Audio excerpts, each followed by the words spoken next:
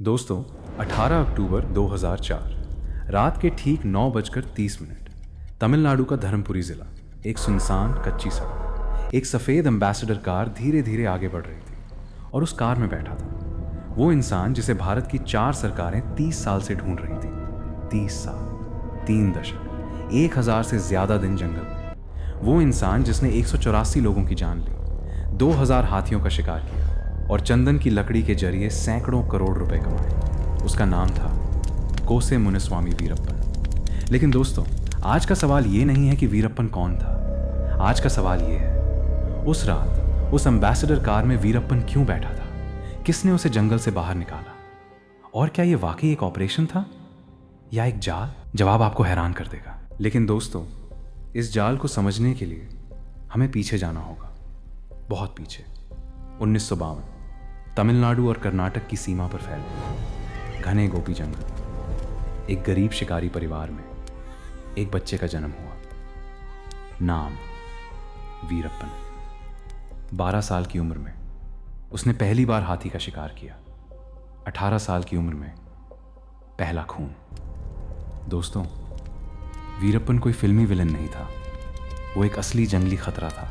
1980 के दशक तक वीरप्पन ने पूरे सत्यमंगलम और बिलिगिरी रंगन जंगल पर कब्जा कर लिया था। तमिलनाडु, कर्नाटक और केरल, 3 राज्यों की सीमाएं उसकी चरागाह बन गई थीं। हाथी दांत, चंदन की लकड़ी और खौफ, यही उसकी करेंसी थी। पुलिस जाती थी और जंगल में गुम हो जाती थी। 1987 में उसने एक बार में 22 पुलिसकर्मियों को मार दिया, एक ही झड़प में। आप सोचिए, 22 जवान एक ही रात। ये कोई फिल्म का सीन नहीं था, ये भारत की सबसे शर्मनाक हार थी। दोस्तों, 1990 का दशक आया और वीरप्पन और भी खतरनाक हो गया। अब उसने एक नया हथियार उठाया, अपहरण। 1997 में उसने कन्नड़ फिल्म स्टार राजकुमार को अगवा किया। 108 दिन, 1 लाख से ज्यादा फैन सड़क पर उतर आए, दंगे हुए। कर्नाटक सरकार हिल गई। फिरौती में उसने 50 करोड़ रुपए और 51 बंदियों की रिहाई मांगी। क्या आप जानते हैं, सरकार को झुकना पड़ा। राजकुमार को छुड़ाने के बाद वीरप्पन ने अपना अगला शिकार बनाया, पूर्व मंत्री एच नागप्पा, 2002 में। लेकिन इस बार नागप्पा जिंदा नहीं लौटे, उनका शव मिला, बेरहमी से मारा गया। अब भारत की सहन शक्ति खत्म हो चुकी थी। 3 राज्यों ने मिलकर एक संयुक्त STF बनाई, स्पेशल टास्क फोर्स। लेकिन दोस्तों, असली सवाल ये था, जंगल वीरप्पन का घर था और पुलिस के लिए वो जंगल एक कब्रगाह बन चुका था। STF का गठन हुआ, ऑपरेशन शुरू हुआ, लेकिन हर बार वीरप्पन फिसल जाता था। क्यों? क्योंकि जंगल के गांव वाले उसे अपना हीरो मानते थे। वो उनके लिए रॉबिन हुड था। पुलिस आती, गांव वाले चुप रहते, वीरप्पन निकल जाता। STF के कई ऑपरेशन असफल हुए, कई जवान शहीद हुए। 1993 में एक ऑपरेशन के दौरान STF के 5 जवान वीरप्पन के बिछाए IED की चपेट में आ गए। इम्प्रोवाइज्ड एक्सप्लोसिव डिवाइस, 5 शहीद हो गए। दोस्तों, ये सिर्फ एक ऑपरेशन की हार नहीं थी, ये हमारे सिस्टम की हार थी। 3 राज्य, 10,000 से ज्यादा पुलिस बल, करोड़ों रुपए का खर्च और नतीजा शून्य। वीरप्पन जंगल में और गहरा उतरता जा रहा था और भारत बेबस खड़ा था। तब एक आदमी आया जिसने कहा, इस बार अलग तरीके से लड़ेंगे। उसका नाम था IPS अफसर के विजय कुमार। विजय कुमार तमिलनाडु STF के नए प्रमुख।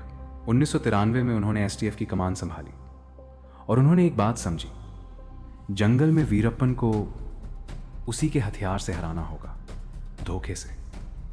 वर्षों की मेहनत के बाद STF ने वीरप्पन के करीबी लोगों के बीच अपने मुखबिर बैठाए। लेकिन असली मोड़ आया 2004 में। STF को खबर मिली, वीरप्पन बीमार है, उसे आंख की गंभीर तकलीफ है। वो इलाज के लिए जंगल से बाहर निकलने की सोच रहा है। यही था वो दरवाज़ा जिसकी STF को 30 साल से तलाश थी। अब विजय कुमार ने एक मास्टर प्लान बनाया, ऑपरेशन कोकून।